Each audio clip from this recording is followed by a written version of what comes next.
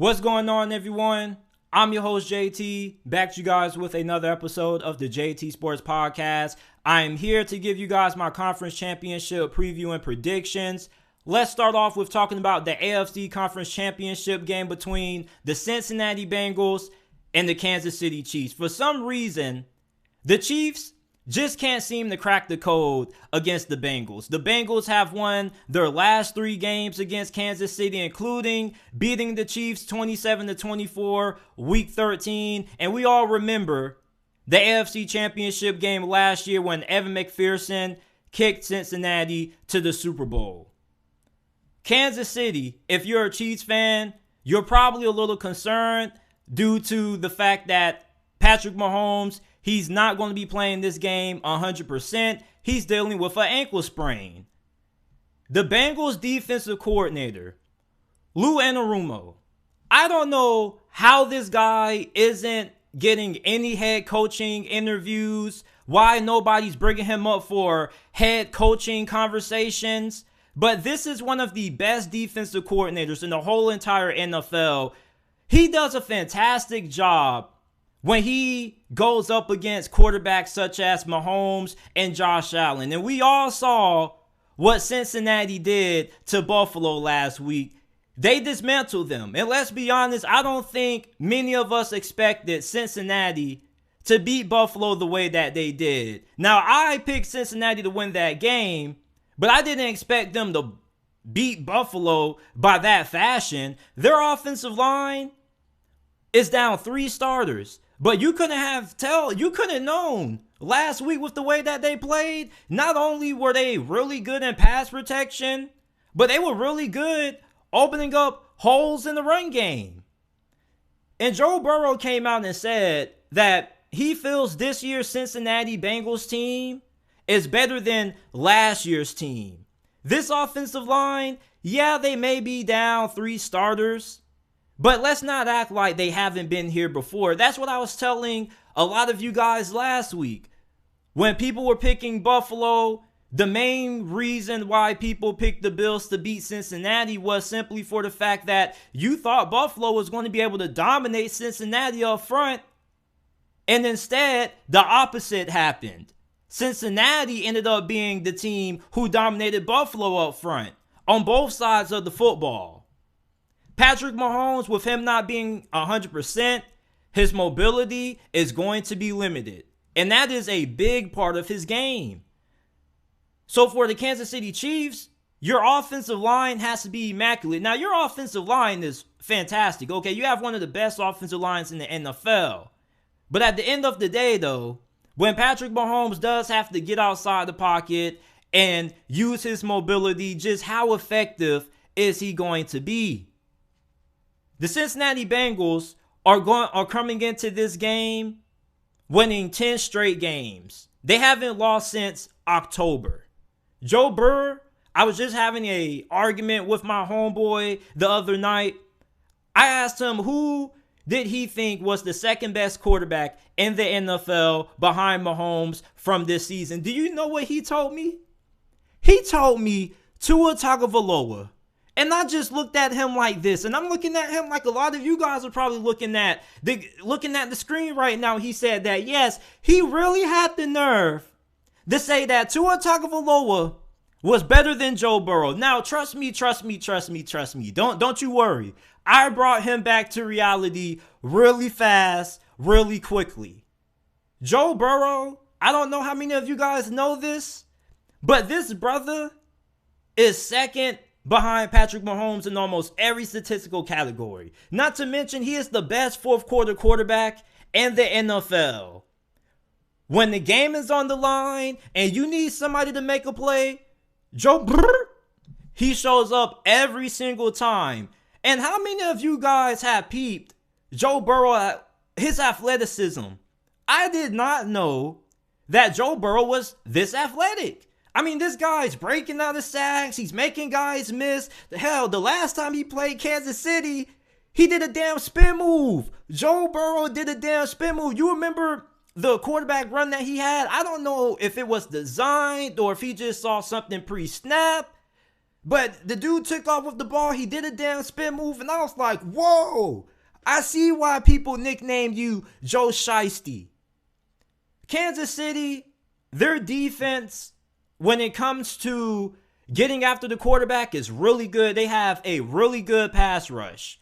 And I'm really interested in seeing how Cincinnati's offensive line performs in this game, because you played good against Buffalo. Now, Buffalo's pass rush was pretty good also, but the difference between the pass rush of Kansas City and the pass rush of the Bills is that the Bills have a good group of pass rushers. They don't have that elite pass rusher on their team that could legitimately get after the quarterback one-on-one, minus Von Miller. He's out, he's injured. Kansas City does. You have Chris Jones. So if you having that elite pass rusher that you have to account for, plus an overall group of guys who can get after the quarterback, how is Cincinnati going to deal with that, with the injuries that they have in their offensive line? You see, last week, they did a good job. But this week is a new challenge. So Cincinnati, you're going to have to be able to run the football in this game, which I think that you should have a pretty good chance of doing.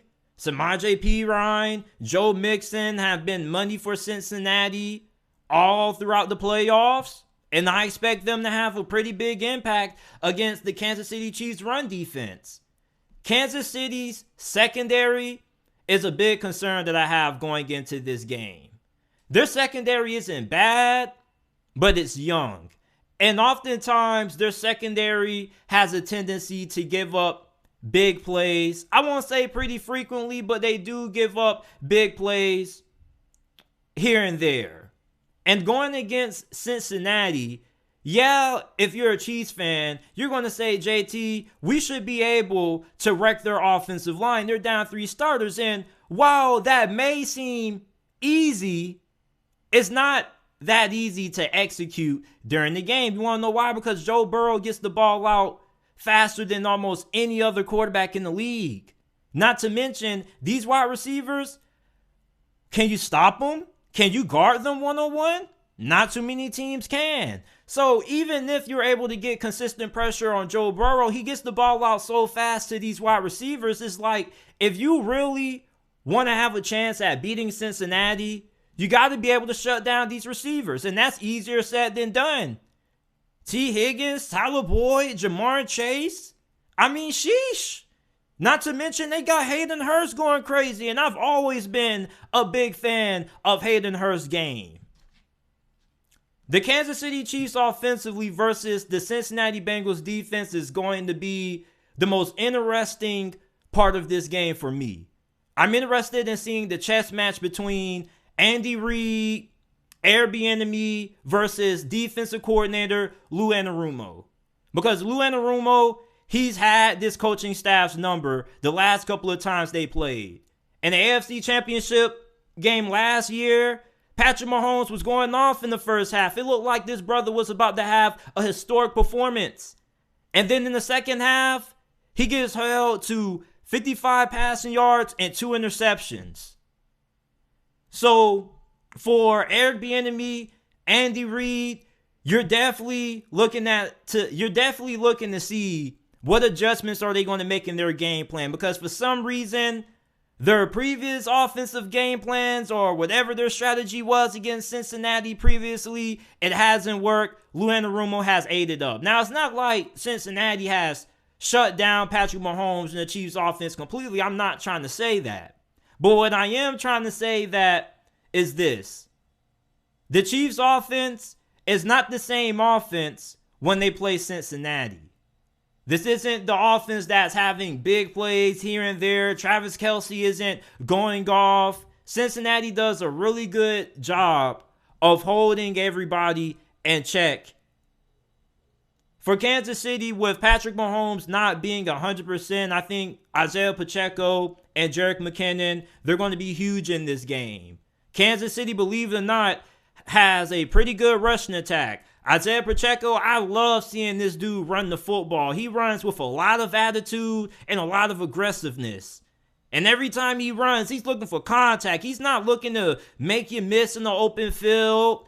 This dude's trying to run through you. Every time you hear him running, the play always ends with some pass thumping. I love watching Isaiah Pacheco play football. Jerick McKinnon, he's really good too, especially in the passing game. I'm looking for their two running backs to have pretty big impacts in this game, with Patrick Mahomes being a little hobbled. Kadarius Toney could be the unsung hero of this game. Patrick Mahomes, we know he loves to throw the football to Travis Kelce. Cincinnati did a really good job of slowing down Travis Kelce. In Week 13, I don't think Travis Kelce did anything in the first half against Cincinnati. In the second half, he made some noise, but Cincinnati ended up forcing the fumble away from Travis Kelce. And that ultimately led to Cincinnati winning the game. So you need another player on offense to step up. Who could be it? Some may say Juju Smith-Schuster, but I think it could be Kadarius Toney. Super talented. He had a really good game against Jacksonville, and Kansas City has started to get him more involved in this offense over the last couple of weeks. Kadarius Toney is somebody who is really good after the catch. He's a lot more physical than what you may think for his size. This dude is a human ankle breaker, a human highlight reel, and you really haven't seen Kadarius Toney fully unleashed yet. You really haven't. You don't have to throw deep routes to get him involved. All you really need to do is get him the ball in space and let him work after the catch. The Chiefs' secondary in this game, I think, is really what's going to make or break them. They have to be able to find a way to slow down these receivers. Here's the thing. Against Cincinnati, even if you get them into second and long, third and long situations, they're so good at being able to get plays in chunks. So it doesn't matter even if they're down 3 starters on the offensive line. Even if you get them in the second and long, third and long situations, they can still convert. That's what they do so well. They did it the last time Kansas City played. A lot of people think, well, if we can get pressure on Joe Burrow, we can beat Cincinnati. No. The key to beating Cincinnati isn't getting pressure on Joe Burrow. It's slowing down these receivers and limiting the big plays. Don't allow Cincinnati to beat you on third and long, second and long. You got to limit the big plays. You got to limit the chunk plays. You have to force Cincinnati to check down and try to see whatever they can get underneath. Because then when you get them into those third and long situations and you're limiting all the big plays, then where are they going to go? Then you can really make them pay. Because then Joe Burrow's going to have to hold on to the football a little bit longer, and then your pass rush can really get going. But if you can't slow down these receivers, you don't really have a chance at beating Cincinnati. Now, I'm not doubting Patrick Mahomes just because he has that high ankle sprain, okay? We all know that a 70%, 65% Patrick Mahomes is still better than the majority of starting quarterbacks in the league. And the last person that I'm ever going to count out is Patrick Mahomes. This Kansas City Chiefs offensive line is really good. Their offensive tackles, I don't really think they've been all that great, but they were pretty solid against Jacksonville last week. So hopefully that can continue against Trey Hendrickson and Sam Hubbard. Cincinnati's defense, I kind of think they have similar concerns that Kansas City has. Yes, Lou Anarumo is a fantastic defensive coordinator, but this defense does have some weaknesses that can be exploited. Their secondary, Jesse Bates is pretty good. You do have a really good nickel corner and Mike Hilton. Okay, you got Dax Hill also. But their outside corners, Cam Taylor-Britt, Eli Apple, those guys are up and down at times. And for Kansas City, you're going to have opportunities to get big plays down the field occasionally against those guys. And even if Patrick Mahomes isn't 100% with that offensive line being as good as what it is, he should have time to throw the football in this matchup. Even if Cincinnati decides to send extra, I think Kansas City's offensive line is going to be more than able to handle the Cincinnati pass rush. The key really is, can Cincinnati get Patrick Mahomes outside the pocket? Okay, can you get him moving? Can you get him using that ankle that isn't 100%? Now, these games, even though Cincinnati has won the last 3 of them, they haven't been blowouts. They haven't been completely one-sided. As a matter of fact, the last 2 have come down to field goals. Week 13, the Bengals won 27-24. AFC Championship game, they won because of Evan McPherson's leg. So this game, once again, you can count on it coming down to whoever has the ball last. I'm still going to take Cincinnati. I think the fact that Patrick Mahomes isn't 100% is going to somewhat hinder this Kansas City offense. With Lou Anarumo being so good against these Patrick Mahomes and Josh Allen-like quarterbacks, I think he's going to have another good game plan. Plus, with Mahomes not being 100%, I think that also votes well in his favor. I just like Cincinnati to win this game. I just think that the injury to Mahomes, I think, is going to be somewhat of a factor. Not a complete reason why they win this game. I also think that offensively, Kansas City's defense isn't really going to be able to do much to slow them down. So I like Cincinnati to win. 31-27 is my final score prediction for this game. I'm taking the Bengals. NFC Championship game, 49ers versus the Eagles. These are 2 of the most talented teams in the NFL. They're stacked at pretty much every single position. Philadelphia, fantastic offensive line, great group of running backs. We know about Miles Sanders. We also can't forget about what they have at receiver, A.J. Brown, DeVonta Smith, one of the best receiver duos in all of the NFL. Jalen Hurts was, in a lot of people's eyes, the front runner for the MVP before he had to miss time with that injury.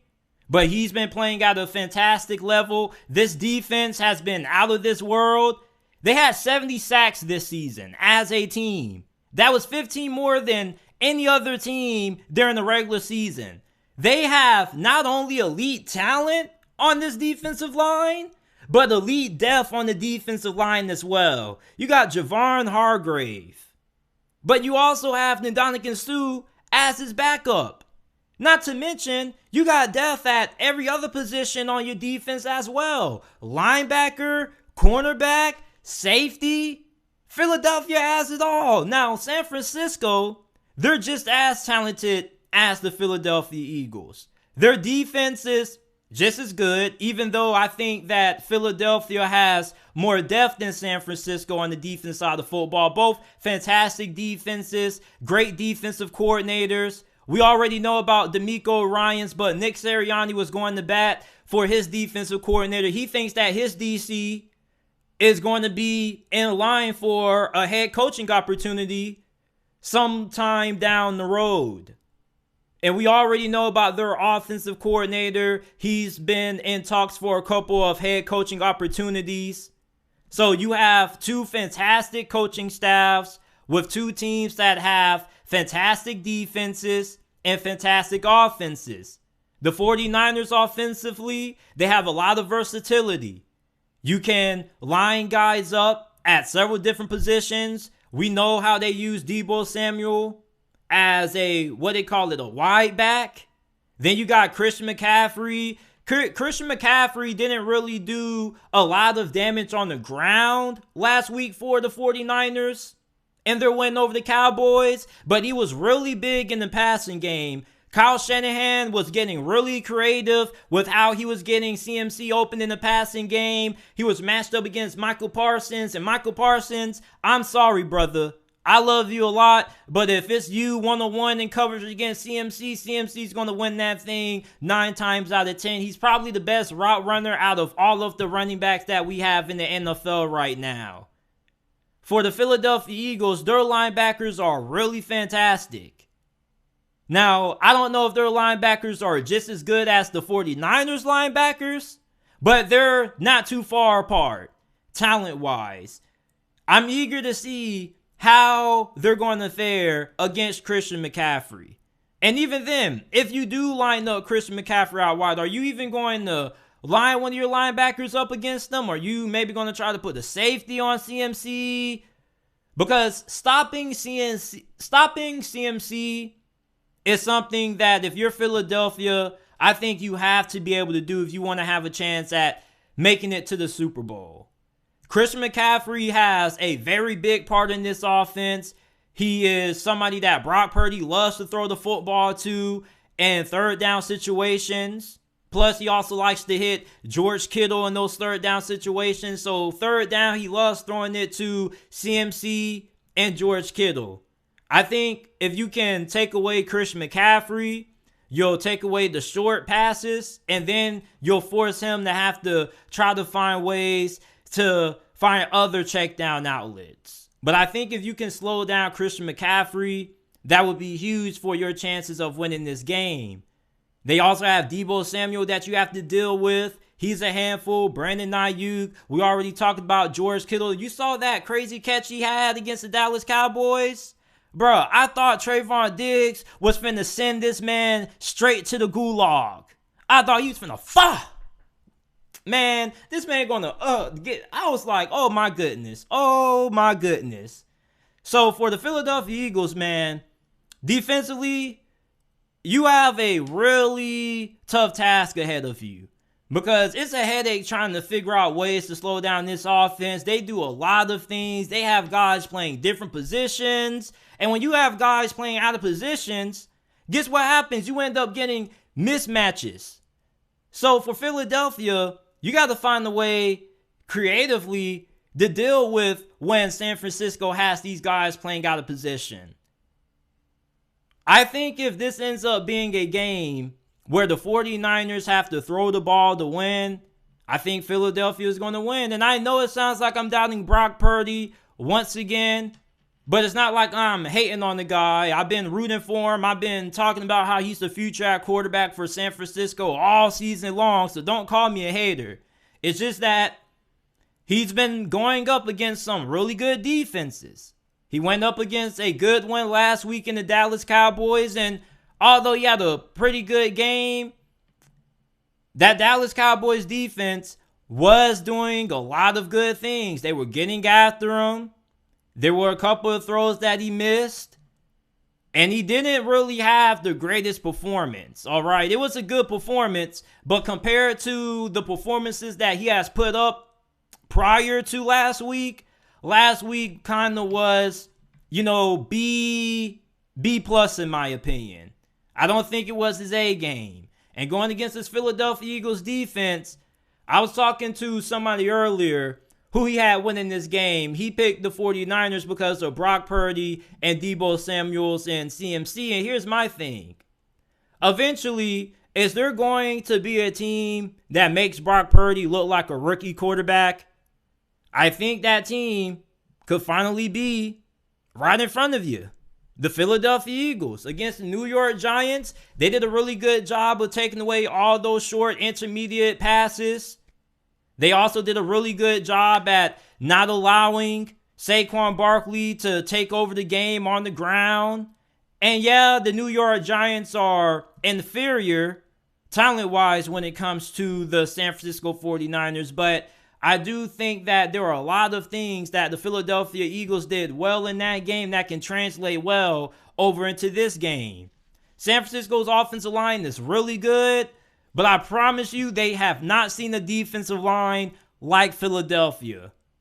Philadelphia, this team is just so deep on the defensive line. It's going to be a really important matchup because Dallas was having success getting pressure on Brock Purdy.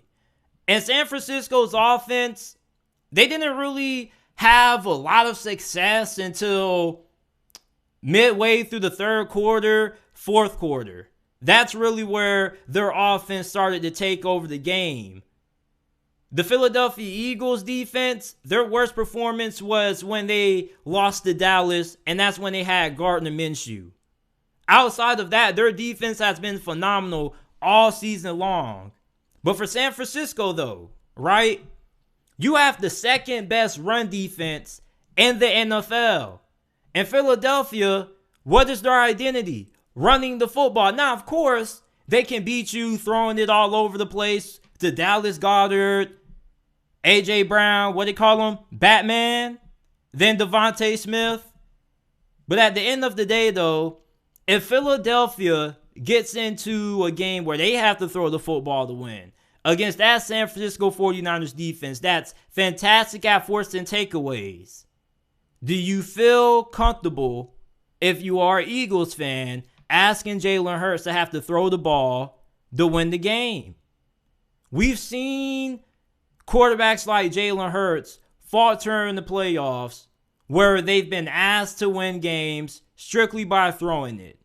We've seen similar instances happen with Lamar. We've seen similar instances happen with plenty of quarterbacks who've had the kind of playing style of Jalen Hurts. Now, I'm not saying that as a knock on Jalen Hurts. Okay, I love me some Jalen Hurts. Jalen Hurts has had a fantastic season, but I do think when you're going against this 49ers defense that's really good at forcing takeaways, you have linebackers who are good in coverage, you have a fantastic secondary.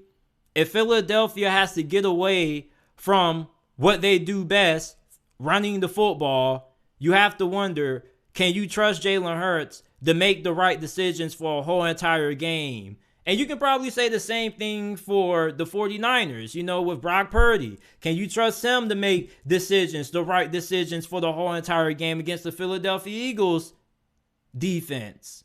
But the thing is, Kyle Shanahan is so good of a play caller that I think that Brock Purdy could be in a situation where he'll probably be fine if you have to throw the ball to win with them. For Philadelphia, though, I kind of think, even though they're balanced on paper, I like the matchup of the Miko Ryans versus a Jalen Hurts. And, Philadelphia has a fantastic play caller as well. But at the same time, though, the Miko Ryans, what he's been doing this year, it's been really impressive. Really impressive. So if Philadelphia can't get the run game going and they have to throw the ball to win, I just wonder how effective is that passing attack going to be against this 49ers defense. The team I'm going to take to win this game, I'm taking the Philadelphia Eagles.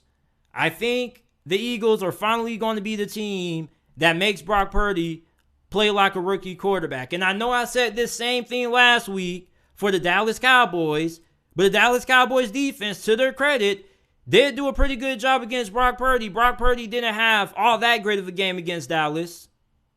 So against a better defense in Philadelphia that's more talented than Dallas across the board, Dallas had issues when it came to their second cornerback position. Philadelphia doesn't. They're loaded on every position on defense. They're loaded on offense. I do expect this game to be low scoring. I think this is going to be one of those old-fashioned defensive slugfest. Give me Philadelphia. 17-13 is my final score prediction in this game. Super Bowl prediction, Cincinnati versus the Philadelphia Eagles.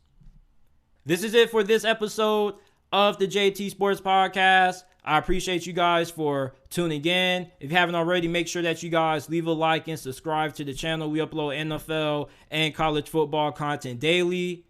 Make sure that you check out the JT Sports Podcast, available on all podcasting platforms, Apple, Google, Spotify, Amazon, wherever you get your podcast from. You can find the JT Sports Podcast. If you enjoy this episode, leave us with a 5-star review and share the podcast with your friends, family members, and acquaintances. I appreciate you guys for tuning in to this episode of the JT Sports Podcast, and I will see you guys again shortly with another episode.